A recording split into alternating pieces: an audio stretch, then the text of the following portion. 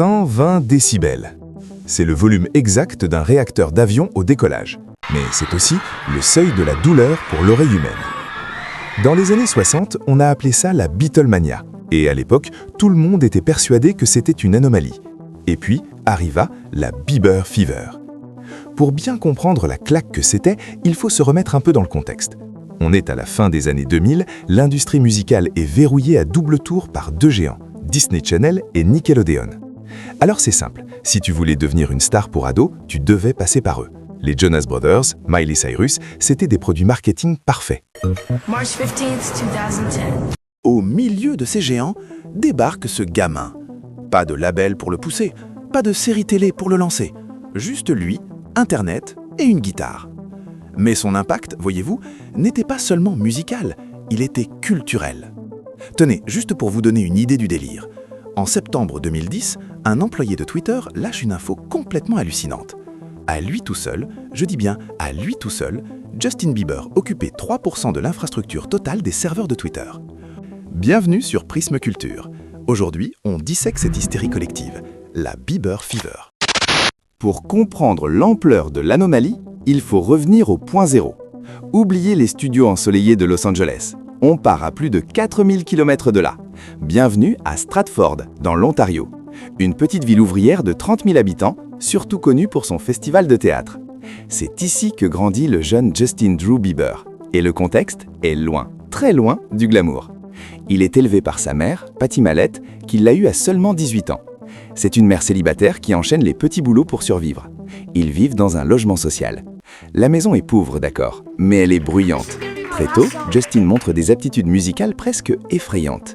Il apprend seul la batterie, le piano, la trompette et la guitare. À 12 ans, il n'a pas d'agent, pas de cours de chant. Pendant la saison touristique, il s'installe sur les marches du théâtre Avon. Il chante du Usher ou du Ne-Yo avec une âme qui dépasse largement son âge. En 2007, un concours de chant local est organisé, le Stratford Star. Justin termine deuxième. Pour que la famille puisse voir sa prestation, sa mère poste les vidéos sur un site encore jeune et un peu chaotique, YouTube. Le nom de la chaîne ? Kid Raoul. L'intention n'est pas de devenir célèbre, c'est juste de l'archivage familial. Mais là, il se passe quelque chose. Les vidéos commencent à circuler. Pas grâce à un algorithme, non, mais par le bouche à oreille. Les gens sont fascinés par ce contraste. Un gamin canadien tout frêle qui chante avec le swag et la voix d'un chanteur de soul américain. C'est là que le destin intervient, par un simple accident de clic. Scooter Braun, un jeune agent d'Atlanta, cherche un autre chanteur sur YouTube et clique par erreur sur une miniature de Justin. Finalement, une audition est organisée devant Ella Reid, le patron d'Island Def Jam. Il est conquis instantanément. La nouvelle se répand comme une traînée de poudre et une guerre d'enchères éclate entre deux titans, Justin Timberlake et Usher. Timberlake veut le signer. Il voit en Justin une version plus jeune de lui-même. Mais Usher revient à la charge avec un argument imbattable, le mentorat. Mais attention, le plus dur reste à faire. Quand il présente Justin aux radios en 2009, la réponse est glaciale. Les directeurs lui rient au nez. C'est un gamin de 14 ans, personne ne veut écouter ça. Revenez quand il aura mué. En mai 2009, le single One Time sort. Ce n'est pas un succès radio immédiat, mais sur iTunes, c'est une explosion. La mèche était allumée. La fièvre ne faisait que commencer. À l'époque, le marché est un monopole tenu par deux géants, Disney Channel et Nickelodeon. Pour devenir une star pour ados, le chemin était unique et ultra balisé. Vous deviez jouer dans une sitcom, signer avec Hollywood Records et surtout projeter une image de perfection totale. Les Jonas Brothers, c'était des princes charmants intouchables. Miley Cyrus, c'était une double identité secrète. Là où les Jonas Brothers vendaient du rêve, Bieber, lui, vendait de la proximité. Le journal The Guardian a parfaitement théorisé ce basculement. Comme l'explique le journaliste Tom Fazakerly, Bieber a abattu les barrières de l'industrie. Il a prouvé que vous pouvez être votre propre artiste, producteur et promoteur. C'est la fin du modèle imposé par le haut et le début du modèle propulsé par la base. Avec Bieber, les fans n'étaient plus de simples consommateurs passifs. Ils devenaient les acteurs de son succès. Sur Twitter, Justin leur répondait directement. Il suivait ses fans en retour, vous vous souvenez des fameux « follow spree » ? Cette interaction a créé une véritable dette émotionnelle. Et l'impact de ce nouveau modèle a fini par dépasser toutes les frontières d'Internet. Justin Bieber devient rapidement l'une des exportations culturelles les plus lucratives de l'histoire du Canada, juste à côté de Céline Dion ou de Drake. Sauf que sa vitesse de croissance, elle, est sans précédent. Les chiffres parlent d'eux-mêmes. Au cours de sa carrière, Bieber a vendu plus de 150 millions de disques à travers le monde. Ce chiffre-là le fait rentrer dans le cercle très fermé des plus gros vendeurs de tous les temps. Il avait le talent, il avait le modèle économique, mais pour devenir une icône, il lui manquait encore une chose, un uniforme. Quelque chose de visuel qui permettrait à son armée de se reconnaître instantanément dans la rue. Et c'est là qu'entre en scène la coupe de cheveux la plus célèbre du XXIe siècle.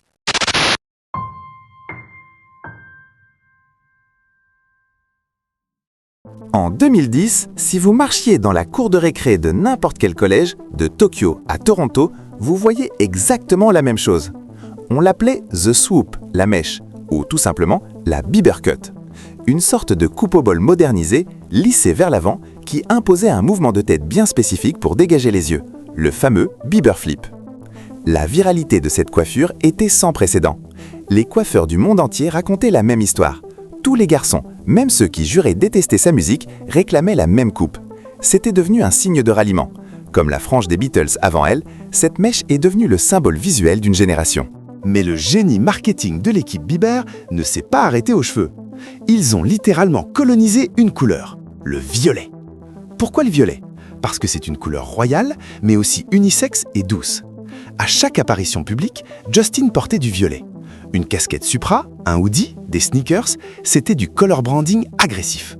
Dans une mode de paparazzi, on pouvait repérer Justin instantanément grâce à cette tache de couleur. Et pour les fans, porter du violet, c'était un code secret.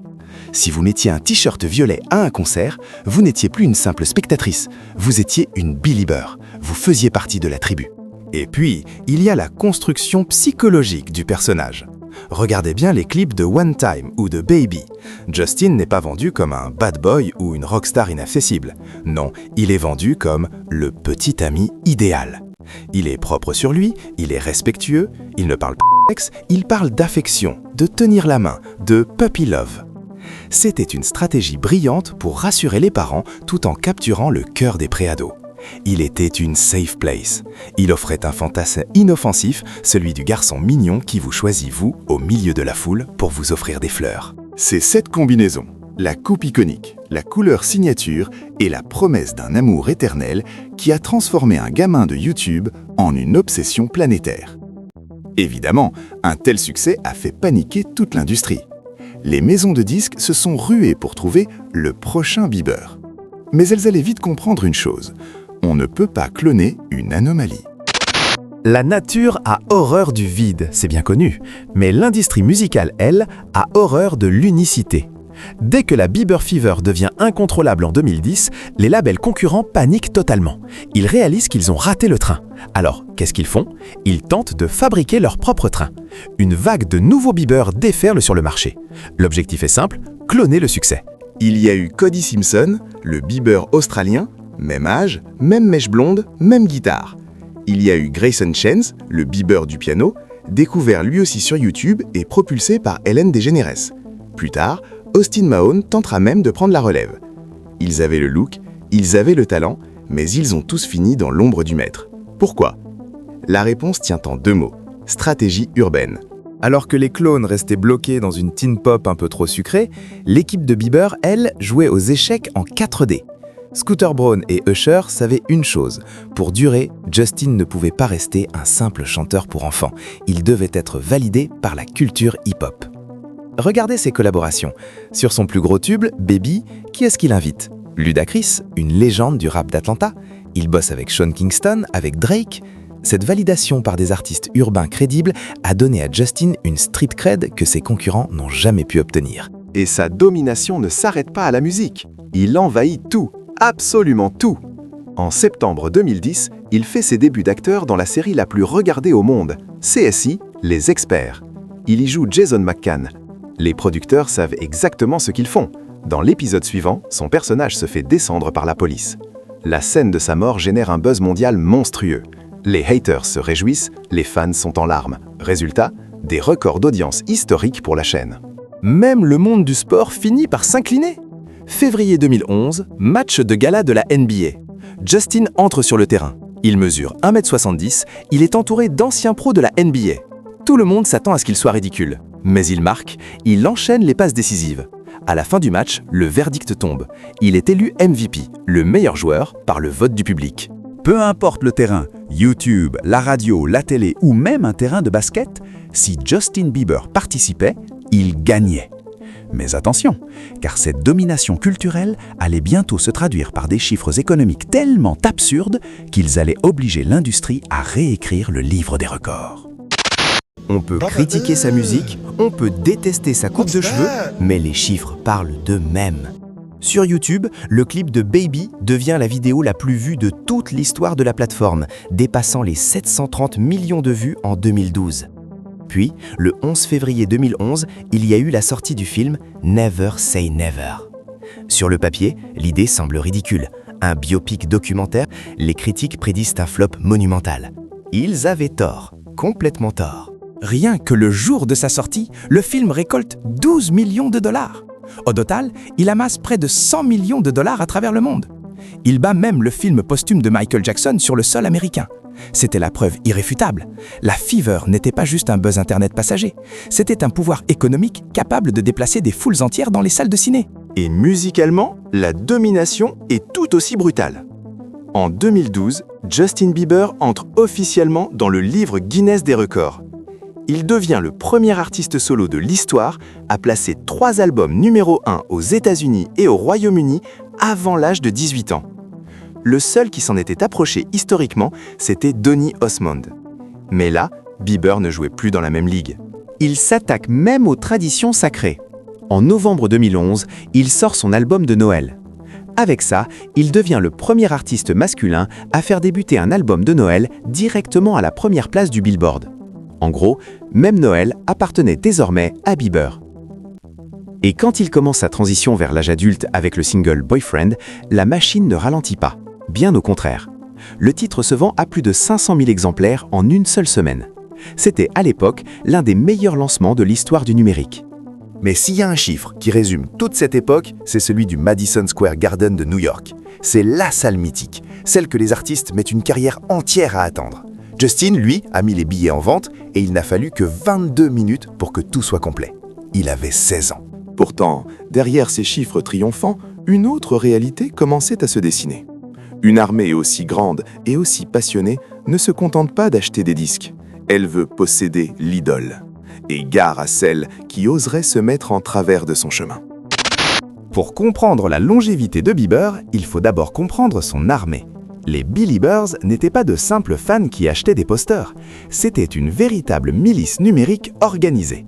Une force de frappe capable de faire tomber des sites web ou de harceler des radios jusqu'à ce qu'elles plient. En 2011, le journal Orlando Sentinel a résumé ça parfaitement en comparant Justin Bieber à Mark Zuckerberg. Le journal affirmait qu'il était le pont vivant entre la musique et la technologie. Et les chiffres sont là pour le prouver. Pour son 18e anniversaire, il bat un nouveau record Guinness, celui du message le plus répandu sur les réseaux sociaux en 24 heures, plus de 251 000 mentions. Mais attention, car cette relation parasociale avait un côté très obscur, la possessivité. Les fans étaient persuadés qu'elle pouvait le sauver, l'épouser ou le protéger, et malheur à celle qui s'approchait trop près du prince. L'affaire Jasmine Villegas en est le premier exemple brutal. Jasmine, c'était la fille du clip Baby. Quand des photos d'elle et Justin s'embrassant à l'arrière d'une voiture ont fuité, la réaction a été nucléaire. Menaces de mort, insultes, campagne de haine mondiale. C'était un avertissement. Justin appartenait à tout le monde, donc il n'appartenait à personne. Même quand il officialise avec Selena Gomez, créant le couple royal Jelena, la relation est disséquée pixel par pixel. Une moitié des fans adorent, l'autre moitié voit Selena comme une ennemie à abattre. C'est un feuilleton mondial suivi en temps réel. Mais le sommet de la folie est atteint en 2011 avec l'affaire Maria Yetter. Cette fan de 20 ans affirme publiquement que Justin est le père de son bébé. Le monde s'arrête de tourner. Justin n'a que 17 ans. Son image de gamin innocent risque d'être pulvérisée. C'est là que la puissance des Beliebers se transforme en agence de renseignement. Les fans deviennent des détectives privés. Elles analysent les dates, les lieux, les moindres incohérences du récit de Yetter. Justin, lui, reste calme. Il accepte même de passer un test ADN en direct à la télé. Devant la pression médiatique et la contre-enquête des fans, Maria Yetter finit par retirer sa plainte discrètement. Le scandale s'évapore, mais la leçon est apprise. On ne s'attaque pas impunément à l'idole. Finalement, la seule chose qui pouvait calmer cette fièvre, c'était une autre fièvre. Il faudra attendre 2012 et l'invasion britannique des One Direction pour voir émerger une force capable de rivaliser avec l'intensité de la Bieber Fever. Mais même eux le reconnaissent, c'est Justin qui a ouvert la porte. Il a essuyé les plâtres pour que tous les autres puissent passer. L'argument principal des détracteurs a toujours été le même. C'est une mode pour les gamines de 12 ans, ça passera. Mais pendant que les critiques parlaient, les institutions, elles, prenaient des notes. Très vite, la fièvre dépasse le cadre de la pop pour ados. Le prestigieux magazine Time le nomme dans sa liste des 100 personnes les plus influentes au monde.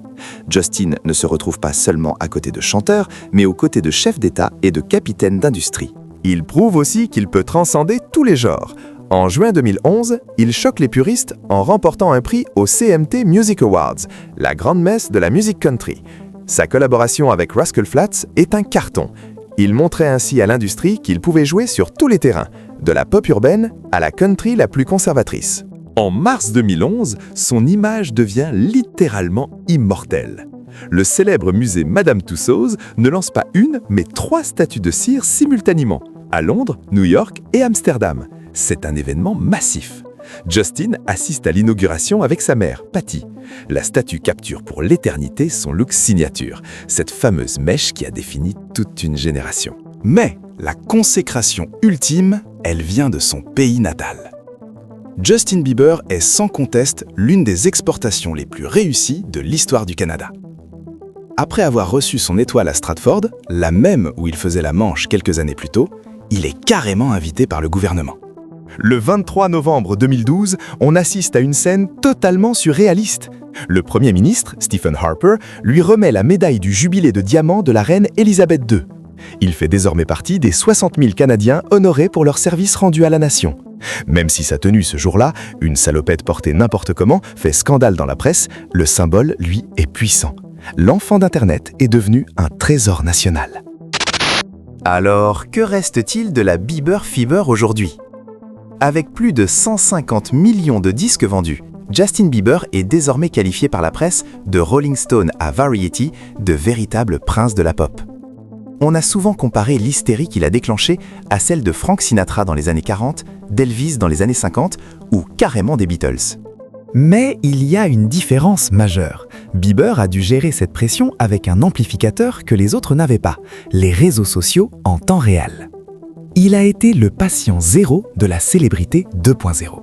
À lui seul, il a écrit le manuel de survie, mais aussi le manuel des erreurs à ne surtout pas commettre pour toute la génération suivante. Soyons clairs, sans la Bieber Fever, il n'y aurait probablement pas eu de Shawn Mendes, pas de BTS Army et encore moins de stars TikTok. Justin Bieber a couru sous des projecteurs brûlants pour que les stars d'aujourd'hui puissent marcher. Si cette analyse vous a plu, n'oubliez pas de liker et de vous abonner à Prisme Culture. On se retrouve très bientôt pour un nouveau décryptage.